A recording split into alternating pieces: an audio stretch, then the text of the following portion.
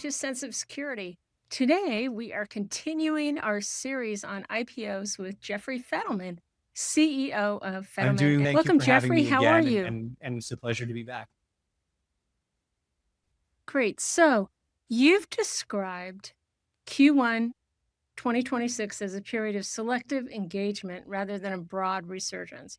What are some of the biggest indicators that investors are becoming more intentional with capital deployment, even as risk appetite I think remains there might be two cautious? different ways to look at that. From the investors' perspective that are putting money into funds and different investment vehicles, and then the GPs or the kind of investors behind the vehicles.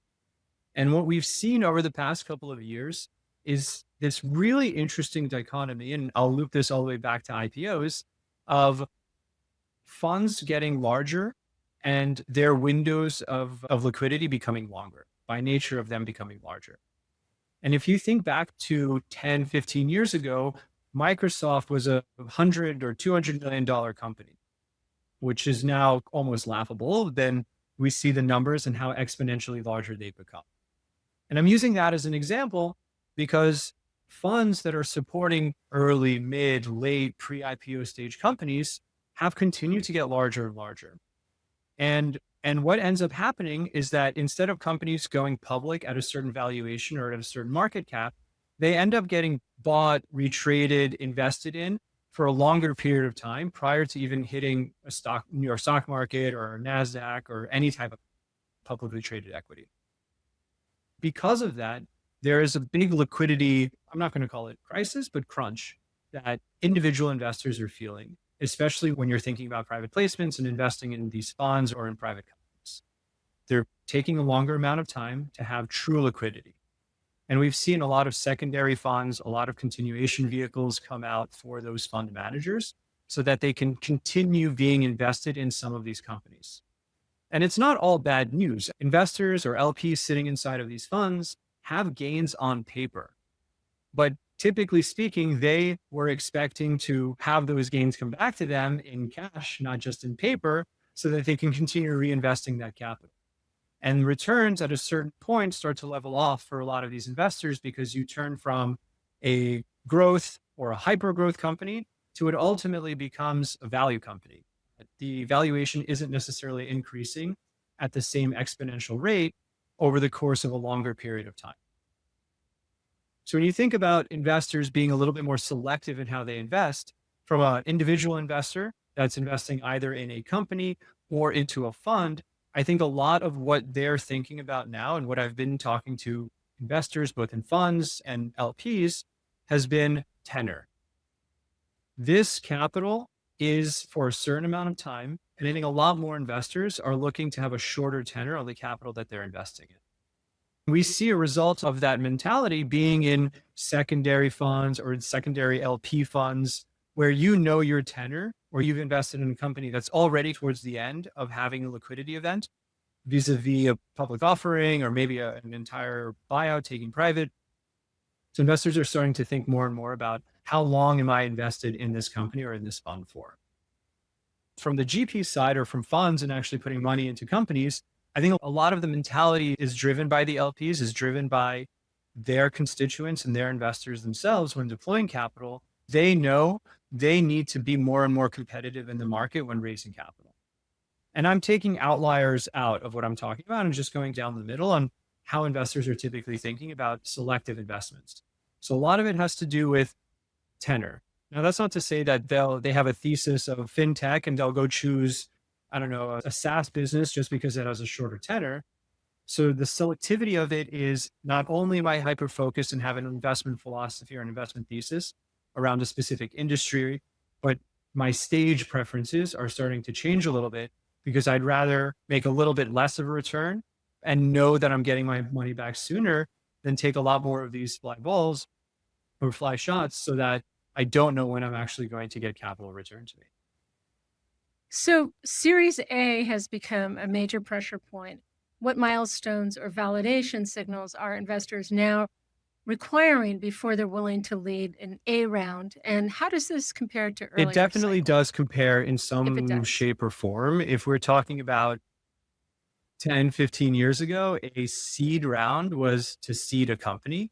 And a Series A was usually around $10 million, maybe $5 million, plus or minus the same amount.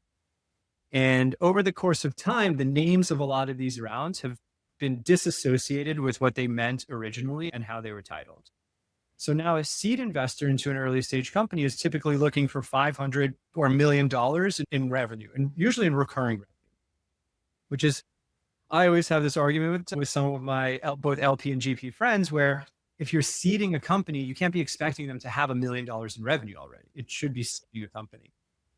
So for Series A, Right. that same definition has pushed them along the stage preference of, from a qualitative perspective, a Series A investor is looking for the business to be rinse and repeat. The engine is built, there is some semblance of product market fit, and that's continuing to gain traction.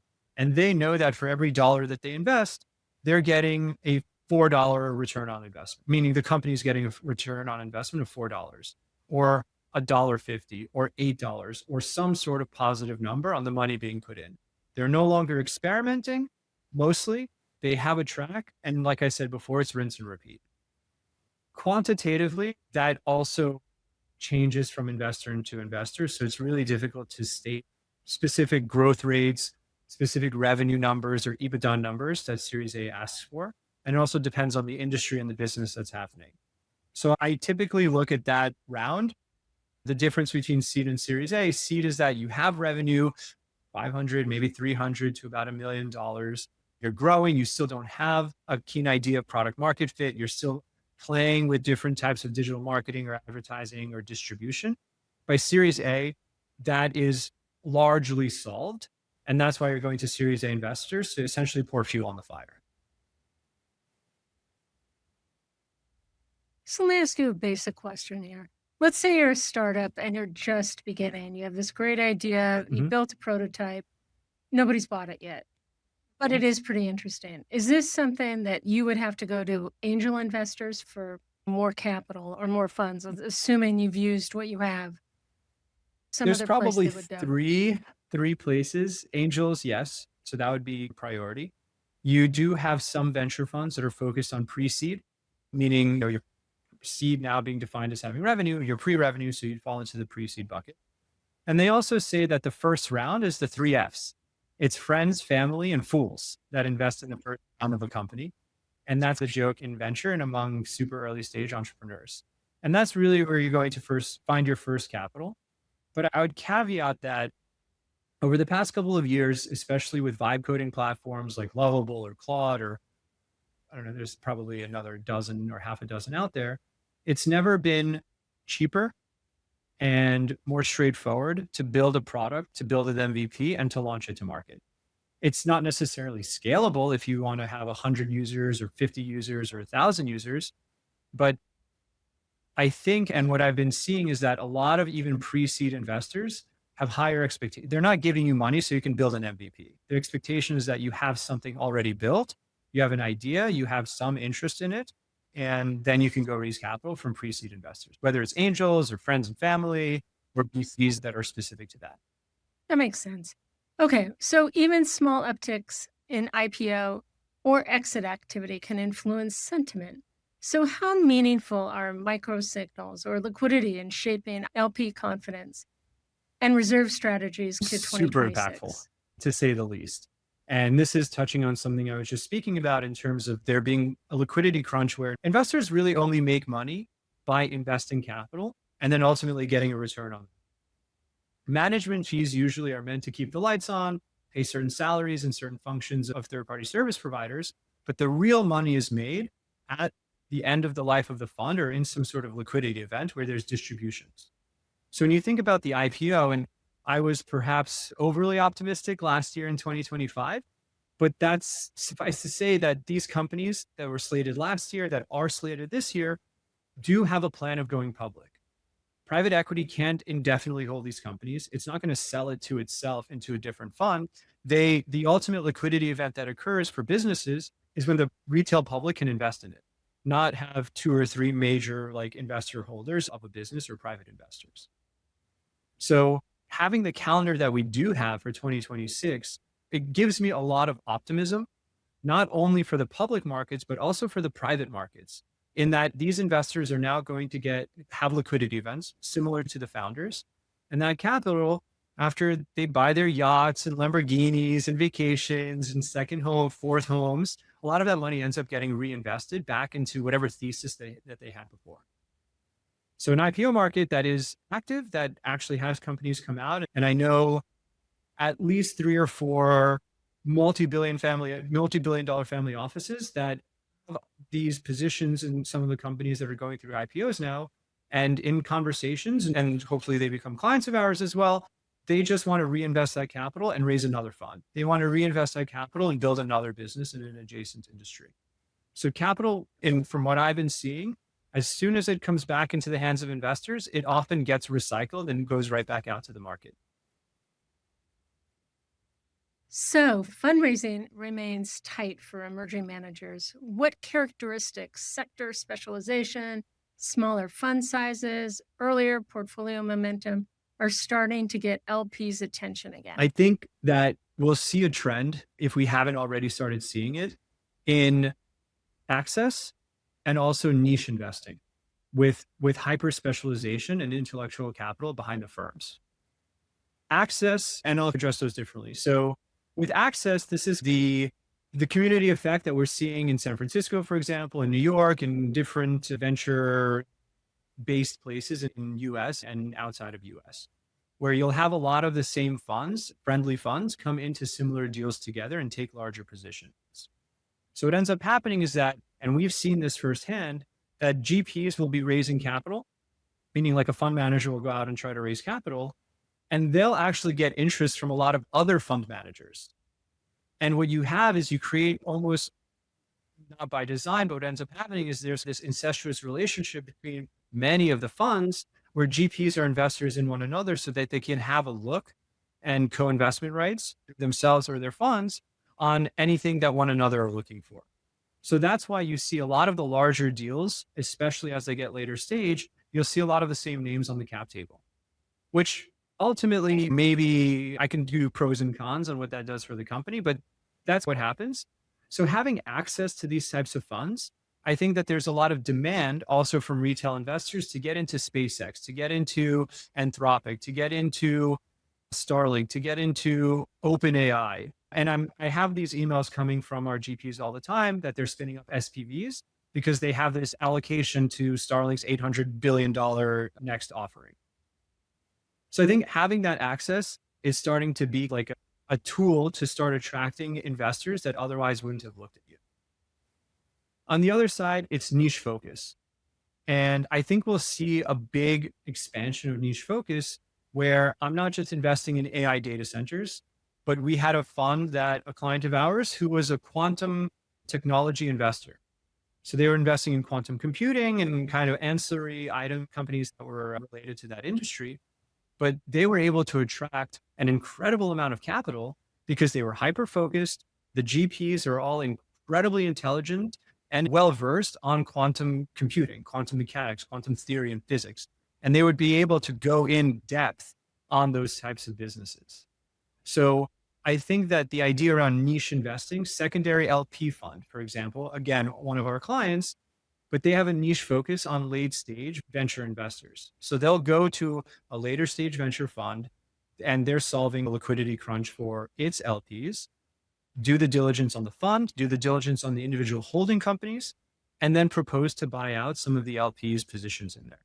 Again, a niche focus on what they're doing versus I'm a generalist investor. I have a great network. I have this amazing due diligence process. Those things are still important. But between access and niche investing, I believe that's where emerging managers will be able to pull ahead of the Andreessen Horowitz raising a $15 billion fund. Okay, one of the last questions here. Capital continues to flow into AI and infrastructure, but with a narrowing focus, like this niche possibly. What distinguishes the types of applied revenue-linked AI models that are still getting funded from a more speculative platforms that are struggling? I said something to someone once that I'd rather bet on the track than on any one horse. And what I mean by that is we had this incredible, like AI was invented a few years ago or whatever, came out in a more consumer digestible format through GPTs and all these other platforms that came out, then vibe coding, then agentic AI, and everything else. And similarly to what a lot of us have been reading, that these large companies are implementing AI, laying off staff. Fast forward 6 to 9 months. What a horrible idea. We need to rehire staff. We need to roll back the AI. And I think that's a telltale sign of what's happening in the markets with these companies. I truly do believe that AI as a concept is going to touch all of us every day in multiple points a day in terms of transactions or reading or education or communication or anything and everything else. That being said, I think people need to recognize that as amazing as AI is in terms of tech innovation, it's still very early as a technology.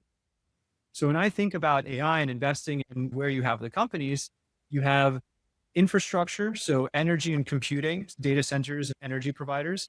I think that remains relatively strong as infrastructure because as AI continues to grow, the need for compute continues to grow, the need for energy continues to grow. You have that as an ancillary sector that will grow alongside it.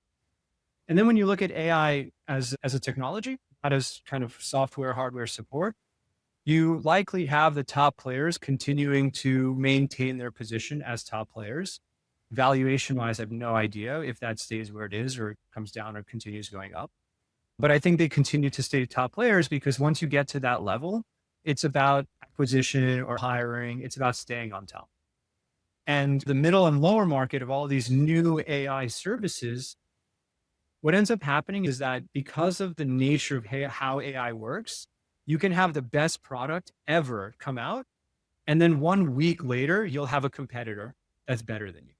And then a week after that, the same thing happens.